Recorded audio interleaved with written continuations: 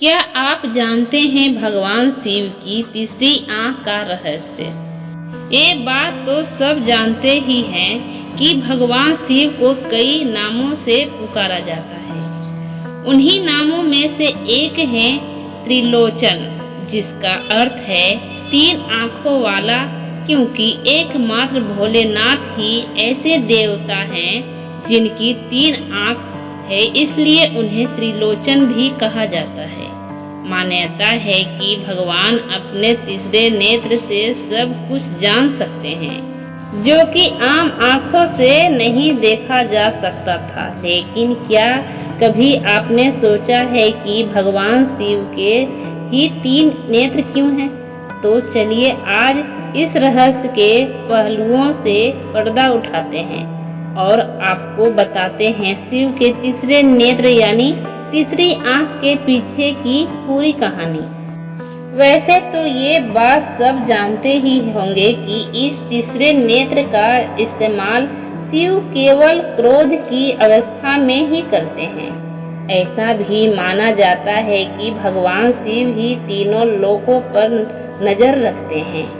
इन्हें सृष्टि में प्रलय का कारक भी कहा जाता है। शिव के तीन नेत्र इस बात का प्रतीक है कि यह इस संसार में व्याप्त तीनों गुण रज तप और सत्य के जनक हैं।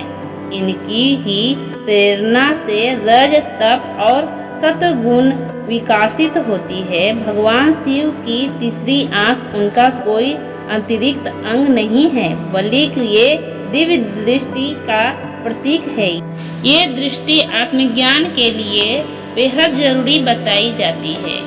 शिव जी के पास ऐसी दिव्य दृष्टि का होना कोई आश्चर्य की बात नहीं है। महादेव की छवि उनकी तीसरी आंख को और भी ज्यादा प्रभावशाली बनाती है। शिव की तीसरी आंख के रहस्य में कई सारी कथाएं प्रचलित है, लेकिन इस संदर्भ में एक ऐसी कथा प्रचलित है जिसका जिक्र अक्सर किया जाता है। यह कथा है कामदेव को तीसरी आंख से भस्म कर देने की कथा।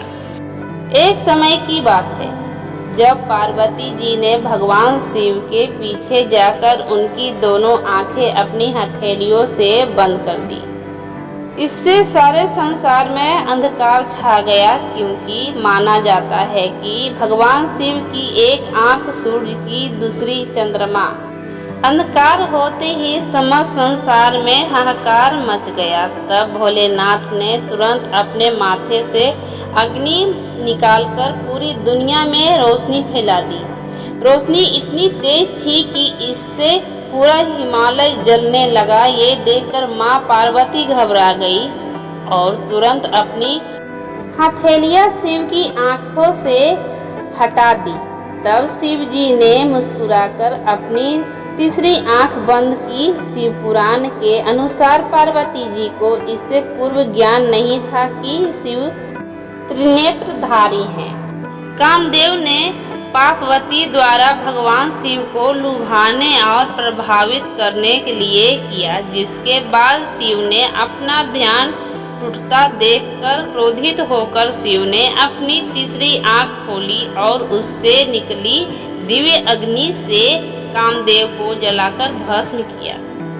सच्चाई यह है कि यह कथा प्रतीकात्मक है और जो यह दर्शाती है कि कामदेव हर मनुष्य के भीतर वास करता है, पर यह मनुष्य का विवेक और प्रज्ञा जागृत हो तो वह अपने भीतर उठ रहे वांछित काम के उत्तेजना को रोक सकता है और उससे नष्ट कर सकता है।